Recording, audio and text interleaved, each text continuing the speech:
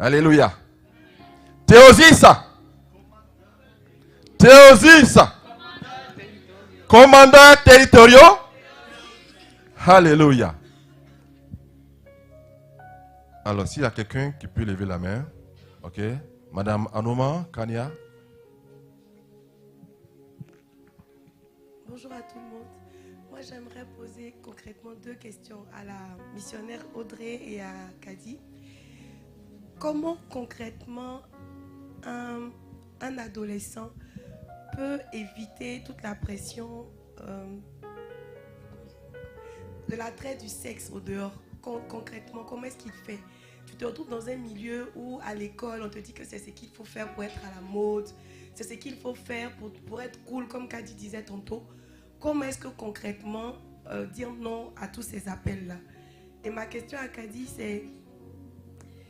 c'est vrai que tu as trouvé d'autres sources de distraction, mais par rapport à tous les adolescents qui nous suivent et qui sont présents, comment est-ce qu'ils peuvent arriver à créer une chaîne YouTube? Comment est-ce que tu t'y prends? Le matériel, est-ce qu'ils ont besoin d'avoir des grandes caméras comme ça? Qu'est-ce qu'il faut pour qu'ils puissent eux aussi se mettre à évangéliser? Voilà mes 2 questions. D'accord, merci Madame Anoma. Une deuxième question. Nous allons recenser les questions puis nous allons répondre après. Une deuxième personne.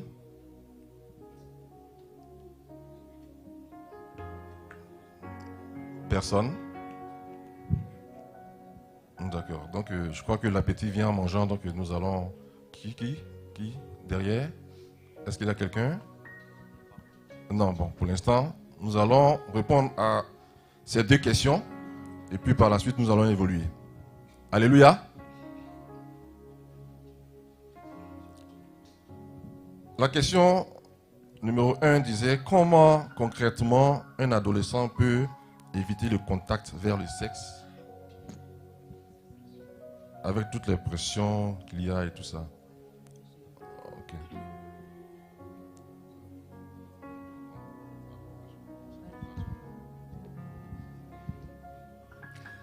D'accord. Pour répondre à la question de Mme Anoma, comme on le disait, il y a la question des fréquentations que nous devons voir. C'est-à-dire, je fréquente qui? Je me promène avec qui? Je me laisse influencer par qui? Et en tant que chrétien aussi, comme je le disais, la Bible nous dit, réjouis-toi pendant les jours de ta jeunesse. Dans ton environnement, en tant que jeune et avec l'éducation chrétienne que nous devons normalement recevoir en famille, cela peut nous permettre de pouvoir discerner en tant que jeunes. Mais nous avons toujours recours à l'église, nous avons toujours recours à nos familles. Au niveau de nos fréquentations, au niveau de ce que nous pouvons rencontrer dans notre milieu de jeunes, comme sujet que nous débattons entre nous. Voilà. C'est bon?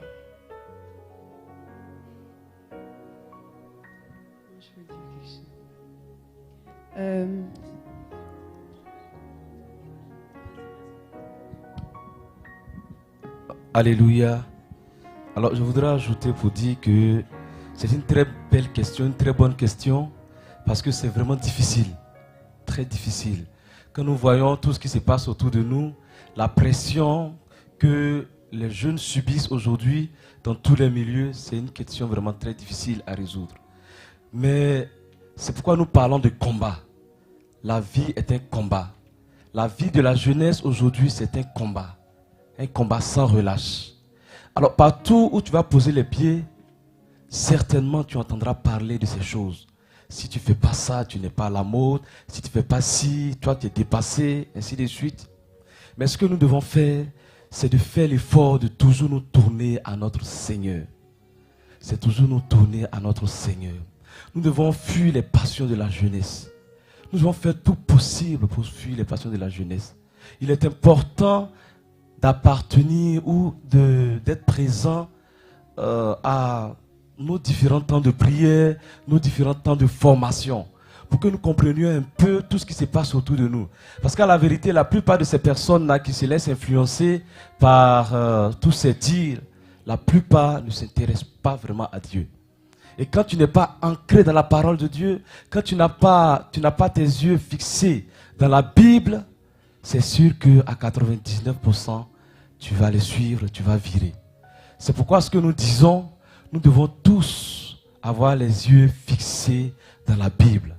Si quelqu'un nous dit quelque chose dehors, nous devons avoir recours à la Bible. Qu'est-ce que la Bible dit par rapport à telle ou telle chose? Pour que nous puissions comprendre que seul le Seigneur peut nous orienter. Si nous ne faisons pas cela, on va peut-être essayer, mais ça sera difficile de pouvoir rester sur la ligne de Dieu. C'est pourquoi les 10 commandements sont là. Toutes les préceptes que Dieu a donnés se trouvent dans la Bible. Il faut nous tourner à la Bible. C'est très, très, très important. C'est très, très, très important. Il a dit en cela, dans le livre de... Excusez-moi, je retrouve ça rapidement. Il a dit, voilà, dans le livre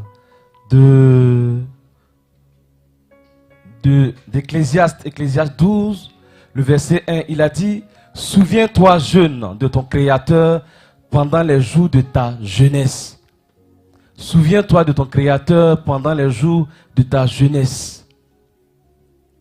Avant que les jours mauvais arrivent et que les années s'approchent où tu diras, « Je n'y prends point de plaisir. » Si nous ne faisons pas cet effort, tout à l'heure je l'ai dit, à revenir à la parole de Dieu, ça sera difficile demain de pouvoir revenir à la parole de Dieu. Parce qu'on se serait déjà introduit dans cette affaire de sexe, de drogue, et ça sera difficile de faire demi-tour. C'est ce que je voulais ajouter. Merci.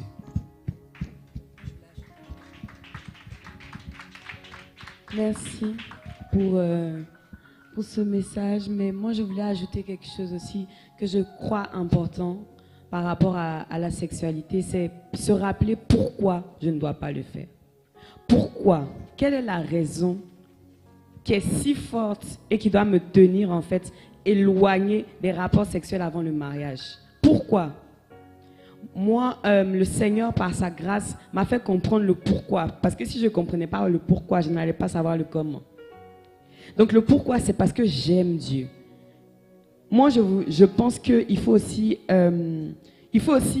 prendre ce temps-là pour comprendre qu'est-ce que ma relation avec Dieu, pourquoi je le fais. Parce que j'aime Dieu, parce que j'aime tellement Dieu. Je refuse mes propres plaisirs pour pouvoir le glorifier. Mais c'est une fois seulement qu'on aime Dieu à ce point-là que lorsque on est tellement tenté, on choisit quand même de ne pas le faire. Parce que l'amour pour Dieu parle plus fort que Amen. Nos propres envies, nos propres tentations. Amen. Donc c'est ce que je voudrais ajouter. Aimez Dieu. Aimez Dieu d'abord. Focalisez-vous sur ça et vous verrez que je pense que chacun va l'expérimenter s'il écoute vraiment cette parole. Ça sera beaucoup plus facile par l'amour de Dieu de lutter contre ces tentations. Amen. Voilà. Amen. Ça va, Madame Madoma? D'accord. Nous allons passer à la deuxième question parce qu'il y avait c'était à 2 volets. La deuxième question demandait comment ils peuvent arriver à aider à créer un site à travers les réseaux sociaux sur YouTube pour pouvoir évangéliser. Alors, Madame et Mademoiselle Dosso, Kadi Dosso, allez-y.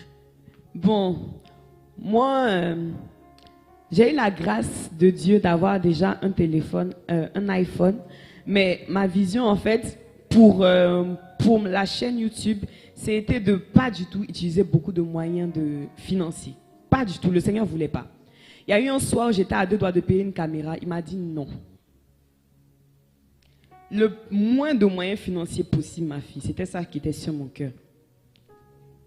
Parce que, en fait, le Seigneur voulait me faire comprendre une chose. C'est que le plus important, ce n'est pas l'aspect, voilà, ce que les gens vont voir, mais c'est le message de fond. Donc moi, ce que je vais vous conseiller, c'est qu'il y a des il y a déjà, vous avez déjà des caméras sur vos téléphones. Hein. Vous avez déjà des trucs, vous avez déjà un matériel. Parce que des fois, on veut beaucoup de choses, mais on oublie ce qu'on a déjà. Donc, le Seigneur, lui, m'a dit, non, ma fille, je ne veux pas que tu achètes de caméra. Je n'ai pas acheté de caméra. Et c'est dans ça que j'ai vu que la caméra qui était sur mon téléphone, il y avait une très bonne qualité. Parce que pour moi, bon, c'était un iPhone, mais bon, ça là, ça va faire quoi même? Il faut une caméra comme les youtubeurs. Vraiment, moi là, c'est quelle caméra ça là? Il dit, non, ma fille, reste avec ton téléphone. Donc, c'est avec mon téléphone, mon iPhone. Bon, je ne l'ai pas sur moi. Mon iPhone que je filme. Vous tous, je pense que vous avez un téléphone. Aujourd'hui, chacun a un smartphone, je pense. La plupart des jeunes. Donc, vous pouvez utiliser ce téléphone-là avec, j'utilise aussi un trépied. J'ai acheté ça à 13 000 francs. Un trépied, c'est comme quelque chose pour attraper le téléphone. Voilà. Mais ça, vous pouvez même utiliser en bois. Vous mettez votre téléphone dedans. C'est pour vous dire que vous n'avez pas besoin d'énormément de moyens financiers pour créer votre chaîne YouTube. Si vous avez la vision, vous utilisez votre téléphone, vous utilisez quelque chose pour faire tenir le téléphone dessus, même du scotch. Au début, même des fois, je prenais du scotch, mais vous voyez que mes vidéos, ça sort pourtant. Ça veut dire qu'on n'a pas forcément besoin de beaucoup d'argent pour accomplir, pour commencer une chaîne YouTube. Donc, commencez avec ce que vous avez. Et maintenant, après, si vous avez l'argent, vous pouvez encore investir dans les logiciels. Et pour le montage, j'utilise iMovie. iMovie, ceux qui ont iPhone vont comprendre. Mais sur Samsung, j'ai vu aussi qu'il y a un autre logiciel. Donc, voilà, vous avez déjà tout. Vous pouvez tout faire. Voilà. Alléluia, nous pouvons acclamer. Nous allons continuer la série de questions. Nous allons seulement prendre que 2 questions parce que le temps qui nous est imparti est en train de tirer un peu vers la fin. Alors, Madame Dosso, une question derrière déjà. D'accord. Nous prenons la personne qui est juste derrière. Vous dites votre nom. Je m'appelle Etienne. Comment? Etienne. D'accord, allez-y. J'ai une soeur qui, bon, elle, quand je la regarde, je n'ai pas l'impression qu'elle suit Dieu. Elle dit qu'elle aime, mais ce qu'elle fait, ça ne ressemble pas à ça. Donc, il voulait demander comment il devait faire pour qu'elle puisse être plus dans la fête de Dieu.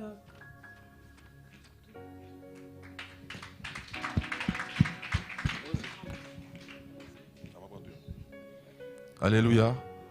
La deuxième préoccupation, qui voudrait intervenir? Monsieur... On prend la question d'abord. Monsieur Serge Olivier Kikachou. Le micro est avec Madame Dosso. Excusez. Allez-y, Madame Dosso. Bonjour tout le monde. Bon, moi, je reviens à la question de la sexualité. Je pense que tout ce que vous avez expliqué, c'était pour parler un peu de la sanctification. Est-ce qu'il est aisé de parler de sanctification dans votre milieu? Parce que, si je me souviens bien, bon, je suis la mère de Cadiz, pour ceux qui ne le savent pas, c'est que dans le milieu européen,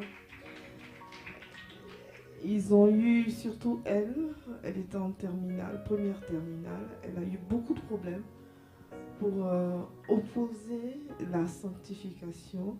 Le fait, quand je parle de sanctification, c'est surtout le fait de ne pas avoir des rapports avant le mariage. C'est vrai qu'elle n'a pas parlé de ça, mais c'est vraiment une guéguerre. Et là-bas, déjà, je sais que c'est une guéguerre parce que t'es un peu gaou, quoi, si tu vas pas, si tu ne sais pas.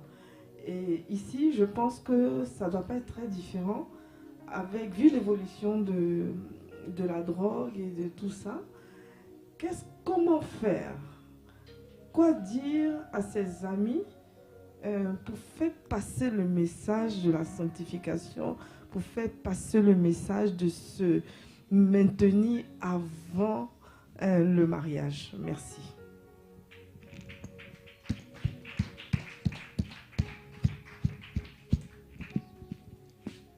Ok, merci beaucoup.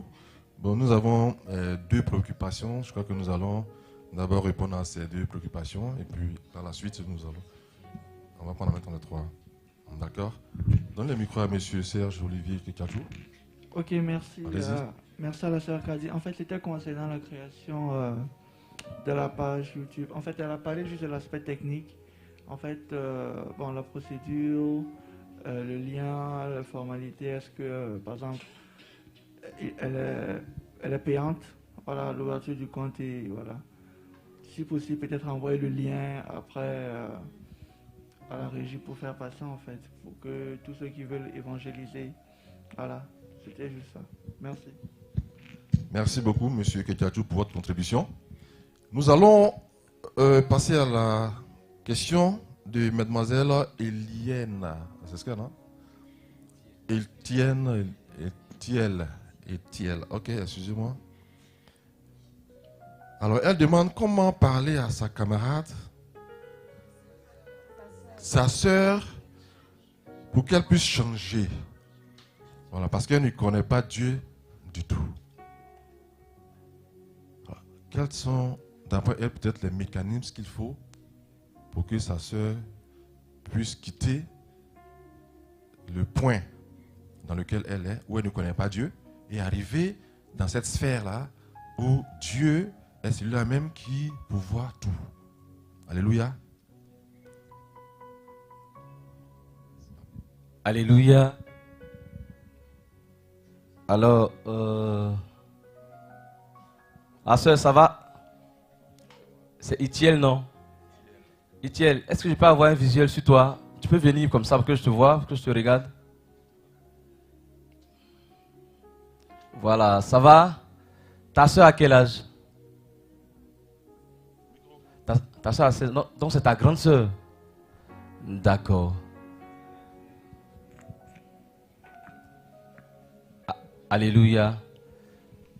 Didier, peux-tu devant moi s'il te plaît? Alors, ce que tu peux faire, c'est de lui parler de Dieu tous les jours. De façon régulière, lui parler de Dieu. Voilà, tu dis que tu le dis, enfin tu le fais, mais tant que tu n'as pas vu les fruits de ton travail, continue, insiste toujours. Parle de Dieu à tout moment. Chaque fois que tu entendras qu'il y a une formation, il y a un temps de prière quelque part, il faut lui parler de ça. D'accord? Comme elle est ta grande sœur, je pourrais dire que bon, elle a une influence sur toi, mais toi qui es la petite sœur, il faut faire ton travail. Par moment, il faut prendre la Bible et invite-la. Voilà, tu lui donnes quelques passages bibliques et tu essaies de lui expliquer. Ma grande sœur, si je te parle de ça, c'est à cause de telle chose. Ils ont dit dans la Bible que si tu fais telle chose, voici les conséquences que tu peux avoir. Là, tu mets dans l'amusement, voilà, mais tu lui parles tous les jours. Tu lui parles tous les jours. Parle-lui des endroits où on fait des prières, par exemple. Ici, même. Vous habitez quel quartier? Benjerville. Voilà. On a notre père diacre qui a un grand ministère à Benjerville. Voilà, tu peux aller à tous ces programmes de prière avec ta soeur. Il faut tirer ta soeur pour aller à tous ces programmes de prière. Alléluia. Alléluia.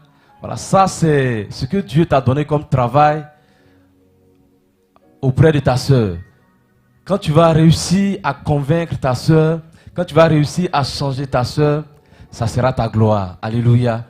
Voilà, donc parle-lui de ça et il ne faut jamais te lasser de lui parler de ça. Voilà, c'est ce que je peux te dire pour le moment. Voilà. Quelqu'un pourrait ajouter quelque chose?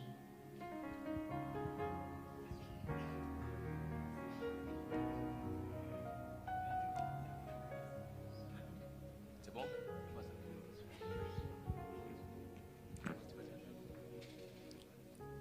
Alléluia. Amen. Nous allons prendre la deuxième question, et qui sera la dernière question, parce que on nous a montré le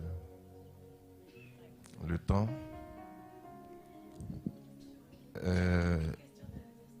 D'accord, on va finir, puis on va prendre ça. Madame Dosso demandait, est-il aisé de parler de la sanctification dans notre milieu? Et comment faire passer le message de la sanctification avant le mariage?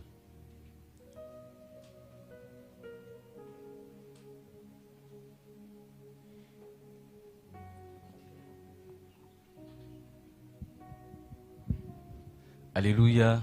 Amen. Alors je voudrais commencer par dire quelque chose et puis après ils vont terminer. La sanctification aujourd'hui est, on va dire, une denrée très rare. Elle a parlé de l'Europe et puis elle a essayé de comparer avec notre situation ici en Afrique. On va dire actuellement c'est pratiquement la même chose parce que l'Afrique ne fait que copier tout ce qui se passe de l'autre côté. Et aujourd'hui, c'est très difficile de parler de la sanctification à un jeune. À un jeune. On te traitera même de... Excusez-moi, on dira que c'est toi qui n'es pas bien. Quand tu parles de sanctification aux gens, c'est comme si c'est toi qui n'es pas bien. Mais parler de l'impureté à la jeunesse, on te traitera de quelqu'un qui est à la mode. Alléluia. Donc c'est très important. Alors je pense que tout est une question d'éducation à la base. Aujourd'hui, malheureusement, les parents, la plupart des parents ont démissionné dans l'éducation de nos enfants. Et c'est ce qui fait que la rue nous enseigne. La rue nous enseigne. L'église, malheureusement, ne fait pas bien son travail. Les parents à la maison ont abandonné et la rue a récupéré nos enfants. La rue a récupéré nos enfants. Il nous faut comprendre que si demain, mon fils qui aujourd'hui a 5 ans doit parler de Dieu, il faut que je commence à lui parler de ça depuis la maison. Chaque fois qu'il sort, il faut que je mette ça dans ses oreilles. Si tu vas dehors, que tu entends telle chose, ce n'est pas la vraie version. Voici la vraie version. On te dira peut-être, oh, tu peux coucher avec femme avant le mariage, ça ne fait rien, ce n'est pas un problème. En tant que mère, en tant que père, ce que tu dois dire à ton enfant, c'est mon fils, la Bible dit que les fornicateurs iront en enfer. Et comme je suis de Dieu et que toi aussi tu es de Dieu, nous sommes enfants de Dieu, préserve-toi de la fornication. Ce sont des messages comme ça que nous devons donner à nos enfants. Et si nous nous attelons à ça de façon régulière, tous les jours, chaque jour, ça sera difficile, ça sera dur. Mais si nous n'abandonnons pas, que nous sommes déçus, si nous tenons la barre, forcément demain, nous pourrions changer quelque chose. Mais quand nous entendons tout ça, nous laissons à la facilité et c'est la rue qui éduque nos enfants. Voici le problème qui est là. Donc il faut qu'à la maison, nous puissions reprendre les commandes de l'éducation de nos enfants. Parce que même l'école, l'éducation de l'école, voilà, a aussi baissé les bras. A aussi baissé les bras. Quand tu parles, on dit, toi qui es à la maison là, qu'est-ce que tu as dit à ton enfant? Donc c'est le fondement de l'éducation de nos enfants, ce sont les parents. Ce sont les parents. Il faut que nous corrigions nos enfants. Il y a le bâton et puis la carotte. Il faut que nous puissions appliquer les deux, voilà, pour dresser nos enfants, pour que demain, nous puissions fabriquer la relève. La relève. Parce qu'aujourd'hui, c'est pas possible, c'est effrayant.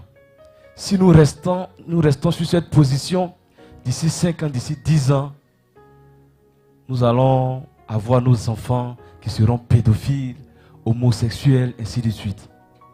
Donc le travail revient à nos parents. C'est ce que je voudrais dire par rapport à cette question. Alléluia. Amen. Je voudrais compléter à la suite du diacre, dire qu'effectivement, l'éducation primaire incombe aux parents. Et les parents ont vraiment démissionné parce que ils ne sont jamais présents aux côtés de leurs enfants. À la maison, quand ils vont au travail, c'est à 5 h du matin. Quand ils reviennent, c'est à 22 h. Les enfants sont déjà couchés. Et même les week-ends, quand ils doivent être là, et ils ont des alibis, on a des cérémonies, on a des funérailles, et puis ils ne sont jamais là, ils ne sont jamais présents. Or, l'enfant, à l'âge de 15 ans, c'est l'âge de vulnérabilité. Il a besoin de la présence de ses parents. Et quand le parent n'est pas là, pour lui donner des conseils, ou bien ne serait-ce que faire des écoutes, des petits entretiens avec lui, il ne faut pas le culpabiliser. Il ne faut pas lui dire que non, bon écoute, toi tu sors trop, tu vas dehors, tu vas chercher les garçons, ou bien toi tu prends la drogue, etc. etc. Mais il ne faut pas le culpabiliser, il faut simplement un entretien. Chercher à comprendre quelle est la situation qu'il vit réellement. Et les parents ont ce rôle-là à jouer. C'est de leur responsabilité. De pouvoir écouter les enfants, leurs enfants, nos enfants. Parce que comme il a dit, quand nous ne sommes pas présents à l'intérieur de la cellule familiale, c'est l'extérieur qui va éduquer nos enfants. Je vais vous dire quelque chose. Quand vous regardez aux abords des lycées et collèges, vous voyez qu'il y a beaucoup de maquis qui sont là, qui sont en train de... Bon, peut-être qu'ils attirent les enfants. Donc si à la maison, le parent n'a pas pu dire quelque chose à son enfant, n'a pas pu l'éduquer, lui donner cette éducation, l'enfant sera attiré par ces maquis. Nous avons aussi des dealers qui sont bien sapés, dans les tenues à la mode, bien parfumés, mais qui sont aussi aux abords des lycées et collèges. Parce que quand l'enfant n'a pas pu avoir ce qu'il cherche à l'intérieur de la cellule familiale, et que un dealer vient se présenter à lui, qui sent bon, qui est bien habillé, avec les tenues à la mode, mais du coup, il sera un passeur de drogue. Voilà, donc, je voulais attirer l'attention des parents que nous sommes, pour dire que nous devons, un temps soit peu, assumer nos responsabilités au sein de la cellule familiale. Nous devons écouter nos enfants. Nous devons avoir des entretiens avec eux. Parce que si nous ne faisons pas, c'est l'extérieur. Et nous constatons de nos jours qu'il y a beaucoup de fléaux, beaucoup de dégâts. La pédophilie, l'homosexualité, tout ça, quand c'est enseigné depuis la cellule familiale, et les parents chrétiens doivent initier le plus souvent des cellules de prière à la maison. Voilà. À partir des principes divins, ils doivent pouvoir éduquer leurs enfants. Quand on prend la parole qui dit que notre corps est le temple du Saint-Esprit, nous n'avons pas à le souiller, c'est une parole, un verset très fort qui peut déjà permettre aux parents de cerner tous les fléaux que nous avons, peut-être la drogue, la sexualité. Profiter de ce verset-là pour éduquer les enfants, les amener à discerner le bien et le mal. Est-ce qu'on se comprend? On se comprend? Les théosistes jeunes, est-ce qu'on se comprend? Alléluia. Voilà ce que je voulais apporter. Merci beaucoup. Amen. Ainsi prend fin notre temps de questions-réponses. Et la Bible nous dit en Éphésiens 6,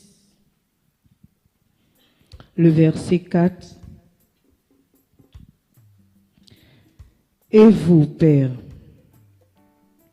n'héritez pas vos enfants, mais élevez-les en les corrigeant et en les excusant selon le Seigneur. »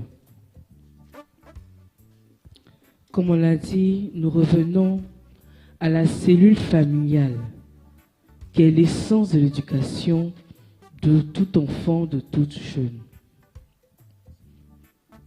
Que Dieu donne la grâce à nos parents de pouvoir nous donner l'éducation pour faire de nous des jeunes théosistes. des éducations de notre vie, des éducations pour notre vie sexuelle, afin de nous permettre de nous préserver jusqu'au mariage. Quel que soit le pays, quelle que soit la région, n'oublions pas que nous sommes d'abord chrétiens. Nous sommes des dieux et nous avons Christ en nous. La première nature que nous devons refléter, c'est la nature du Christ. Et que cette nature soit imprégnée dans nos foyers, soit imprégnée dans nos maisons, dans nos églises, au nom de Jésus. Amen. Amen. On Est-ce peut qu'on peut acclamer se le Seigneur. tenir debout et rendons cette adoration à Dieu.